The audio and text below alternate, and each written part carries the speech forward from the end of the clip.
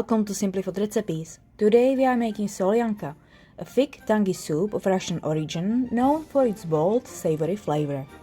Start with the beef, place it into a pot, cover it with cold water and bring it up slowly. This is where we build the base flavor for the whole soup. When it starts heating, add the bay leaves. They give the broth the classic background aroma without overpowering everything else. Next goes in the allspice. Just few berries are enough to add warmth and depth to the broth. And now whole black pepper. We are putting both the pepper and allspice into a tea strainer with a chain and a hook, so later we don't have to hunt for tiny spices floating around the pot. Lightly salt the water, not too much yet. Remember, we will be adding pickles, olives and capers later, so seasoning comes in layers. Cover the pot with a lid, lower the heat and let it simmer gently. Slow cooking is what makes the meat tender and the broth rich. As it cooks, skim off the foam from the surface. This keeps the broth clear and clean, removes any impurities and gives us a smoother, more balanced base for the soup later on. After about 2 to 2.5 hours, the meat is done. Take it out of the pot and let it cool slightly so it's easier to handle. Take the tomatoes, make a small cross with a knife and place them into boiling water for about 2 minutes. A lot of people cut the cross at the bottom because the skin is thinner there and peels even easier. Either way works. This step helps loosen the skin. You are not trying to cook the tomatoes at this point, just gently shock the skin with heat, so don't rush it. Give them the full couple of minutes, then we will cool them down and peel them in the next step. And if you see the skin starting to wrinkle or lift at the cut, that's exactly what you are looking for. After 2 minutes, take the whole pot and move it under cold running water. Hold the pot slightly on its side, so the hot water keeps pouring out and fresh cold water flows in. This cools the tomatoes quickly and stops the cooking. Once they are cool enough to handle, use a small knife to help catch the skin at the cut. Then peel it off gently. You are not cutting here, just lifting the skin and pulling it away. After peeling, cut the tomatoes in half and then slice them into half moons.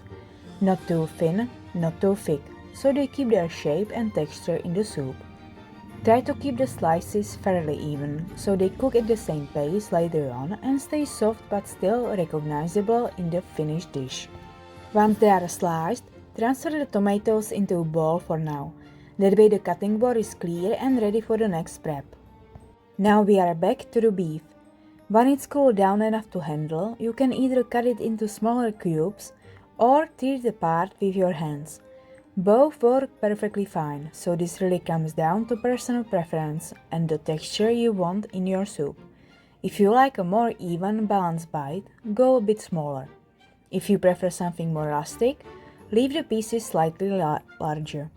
Try to keep the size consistent and small enough so there is still space on the spoon for the other ingredients. That way you get meat, vegetables and broth together in every bite. Next up is the onion. Peel it and finely mince it, or use a kitchen gadget if you have one. It makes this part quicker and saves you a few tears. The finer the cut, the more evenly it will cook and melt into the base of the soup. Heat a bit of oil in the pan and add the onion. Lower the heat slightly and cook it slowly, stirring often until it becomes soft and translucent. You are not looking for color here. If it starts to brown, the heat is too high. The goal is to gently soften the onion, bring out its natural sweetness and create smooth, flavorful base for the soup.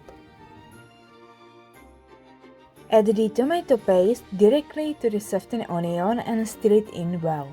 Let it saute for a few minutes, stirring constantly so it doesn't stick or burn. This step is important. Cooking the paste deepens the flavor and removes any raw, acidic taste, giving the soup a richer base. Pour in about 6 cups of the strained beef broth. Give everything a good stir to combine the onion and tomato paste with the liquid, making sure nothing is sticking to the bottom. Turn the heat up just a little and let the soup slowly come to a gentle bubble. You don't want hard boil here, just enough heat to bring it back to life and start building the final soup base. When it starts bubbling, lower the heat again and let it settle while we prep the remaining ingredients. While the soup gently simmers, take the dill pickles and slice them. You can cut them into half moons or smaller cubes, whatever way you prefer. Try to keep the pieces fairly even, so they mix in nicely and every spoon gets a bit of the tangy flavor. Next, take the green olives and cut them in half. This helps spread their flavor more evenly through the soup and keeps the pieces easy to eat.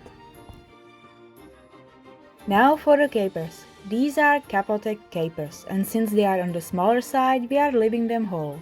Just drain them well and set them aside. They will add the sharp, salty kick that Soljanka is known for.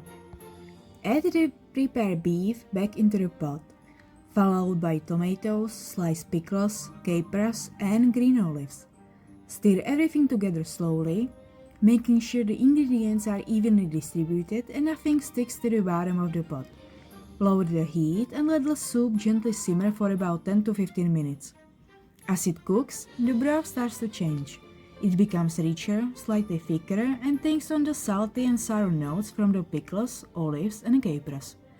This is where Soljanka really develops its character, so keeping the heat low and steady is important. A hard boil would mute the flavors, but the gentle simmer lets everything blend naturally. During the simmering time, give the soup a stir once or twice and keep an eye on the consistency.